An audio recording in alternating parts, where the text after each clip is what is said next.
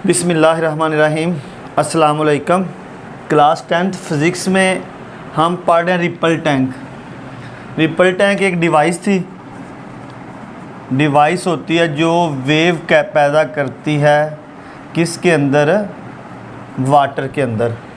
हमने इसकी कंस्ट्रक्शन पढ़ ली थी, इससे पिछले आर्टिकल में हमने इसकी रिफ्लेक्शन पढ़ी और आज हमने पढ़ना है रिफ्रैक्शन के रिपल टैंक के अंदर रिफ्रैक्शन क्या होती है। रिफ्लेक्शन क्या होती है कि किसी मीडियम में से कोई चीज़ जब दूसरे मीडियम में जाती है तो वो पहले मीडियम में वापस आ जाती है। इस अमल को रिफ्लेक्शन कहते हैं।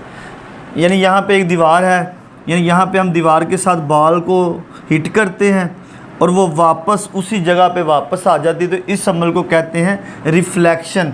तो रिफ्लेक्शन में एंगल ऑफ इंसिडेंस यानी आई इक्वल होता है एंगल ऑफ रिफ्लेक्शन के, यानी एंगल आई और एंगल आर जो होते हैं वो दोनों इक्वल होते हैं, तो इस अमल को कहते हैं रिफ्लेक्शन का अमल।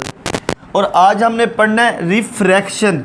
रिफ्रैक्शन क्या होती है और रिपल टैंक में रिफ्रैक्शन कैसे होती है। रिफ्रैक्शन का मतलब होता है जब कोई चीज़ एक मीडियम से दूसरे मीडियम में दाखिल होती है, यानी अब यहाँ पे रिफ्लेक्शन में मीडियम वही रहता है, जबकि रिफ्रैक्शन में मीडियम जो होता है वो चेंज हो जाता है। यानी जब एक चीज़ एक मीडियम से दूसरे मीडियम में दाखिल होती है, ठीक है, तो इस अमल को कहते हैं रिफ्रैक्शन, अगले मीडियम में चले जाना। जैसे अगर हम एक रूम में हो तो रूम में एक विंडो हो, विंडो पे ग्लास लगा हो, तो रोशनी जो होती है वो उस ग्लास के ज़रिए आपके रूम में दाखिल हो जाती है, यानी एयर से ग्लास में दाखिल होती है और आगे गुजर जाती है। तो जब कोई चीज़ एक मीडियम से दूसरे मीडियम में गुजर जाती है तो इस अमल को रिफ्रैक्शन कहते हैं। रिपल टैंक में रिफ्रैक्शन कैसे होती है, अगर हम देखें ये हमारे पास रिपल टैंक है, इसके हाफ मीटर ऊपर जो होता है वो ग्लास लगा होता है। यहाँ पे हमारे पास एक वाइब्रेटर, एक वुडन ब्लॉक होता है जिसके ऊपर एक वाइब्रेटर मोटर लगी होती है। तो यहाँ पे हमने इस रिपल टैंक में रिफ्रैक्शन का अमल कराना है। तो रिफ्रैक्शन के अमल के लिए हम क्या करेंगे, हम यहाँ पे लकड़ी का एक ब्लॉक रख देते हैं, ये ऐसे करके, यानी ये मैंने लकड़ी का एक ब्लॉक रखा यहाँ पे। अब लकड़ी के ब्लॉक के ऊपर भी थोड़ा सा पानी मौजूद होगा, यानी इस रिपल टैंक में सारा पानी है यहाँ पे, लेकिन थोड़ा सा पानी ब्लॉक के ऊपर भी होगा। तो क्या होगा जब यहाँ पे वेव पैदा होंगी, यानी मतलब ये सारा वाटर जो है ये क्या है हमारे पास, डीप वाटर, यानी गहरा पानी है। अगर पानी गहरा होगा तो उसमें जो वेव होंगी वो भी क्या होंगी, बड़ी प्रोड्यूस होंगी। और यहाँ पे जो है वो है शैलोअर वाटर। शैलोअर मतलब कम पानी।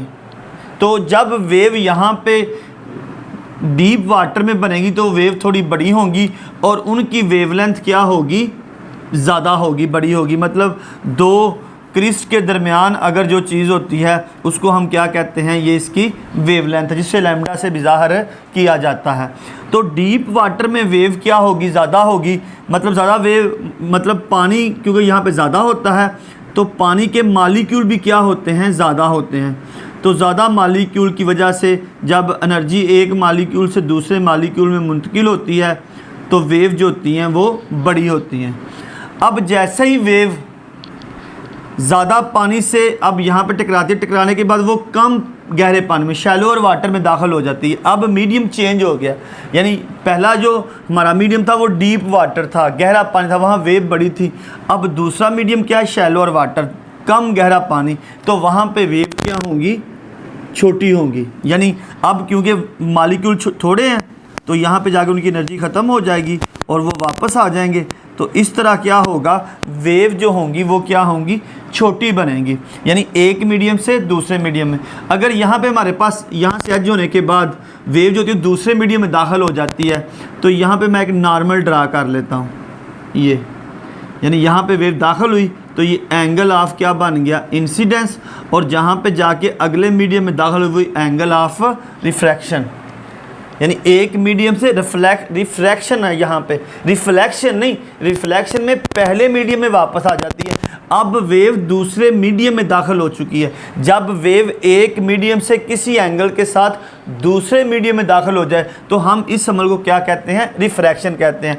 अब रिफ्लेक्शन में हमने बताया था कि angle of incidence angle of reflection के बराबर होता है, लेकिन यहाँ पे इंसिडेंस एंगल और रिफ्लेक्शन एंगल जो होते हैं वो कभी भी बराबर नहीं होते, इनमें तब्दील चेंज होते हैं। यानी एंगल ऑफ इंसिडेंस और होगा, एंगल ऑफ रिफ्लेक्शन और होगा।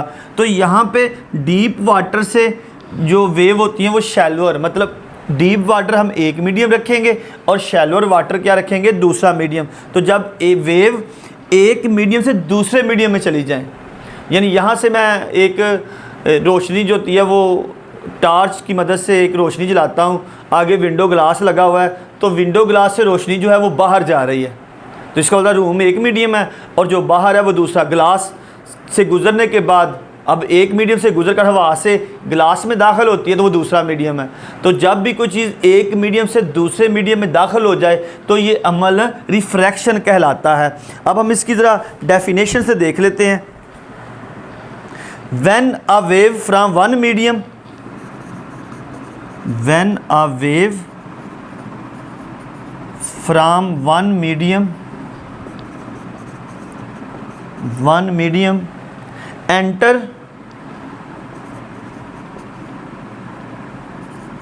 enters into the second medium,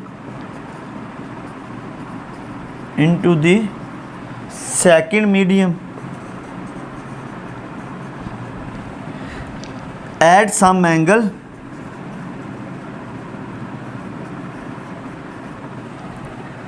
its direction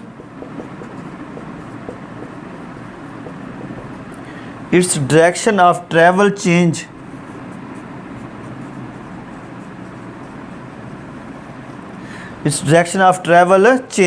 इसकी डायरेक्शन ऑफ ट्रैवल जो होती है वो चेंज हो जाती है। डेफिनेशन से हमें यहाँ से बिल्कुल क्लियर हो जाता है। When a wave from one medium entered into the second, जब वेव एक मीडियम से दूसरे मीडियम में जाती है, एट सम एंगल, तो एक एंगल से वो, यानी यहाँ पे मैंने नॉर्मल बना के ड्रा किया, एंगल ऑफ, एक एंगल से दाखिल होती है दूसरे मीडियम में। इट्स डायरेक्शन ऑफ ट्रैवल, तो उसकी डायरेक्शन ऑफ ट्रैवल बिल्कुल चेंज हो जाती है। ठीक है, यानी यहाँ पे वेव जा रही थी ऐसे, तो अचानक जो ही वो उनकी डायरेक्शन क्या हो गई, चेंज हो गई। यानी डीप वाटर से कहाँ चली गई, शैलोअर वाटर में। एक तो उनकी वेवलेंथ कम हो जाती है और दूसरी उनकी डायरेक्शन ऑफ ट्रैवल जो होती है, जैसे वो मूव कर रही होती है वो एकदम चेंज हो जाती है। तो इसी अमल को हम रिफ्रैक्शन कहते हैं। ठीक है, वेव एक मीडियम से दूसरे मीडियम में दाखिल होना। रिपल टैंक में हमने वाइब्रेटर की मदद से वेव को एक मीडियम में उसी ब्लॉक की मदद से दूसरे मीडियम में एंटर किया है, तो यही अमल रिफ्लेक्शन कहलाता है। तो आज का हमारा आर्टिकल था रिपल टैंक के अंदर रिफ्रैक्शन का अमल।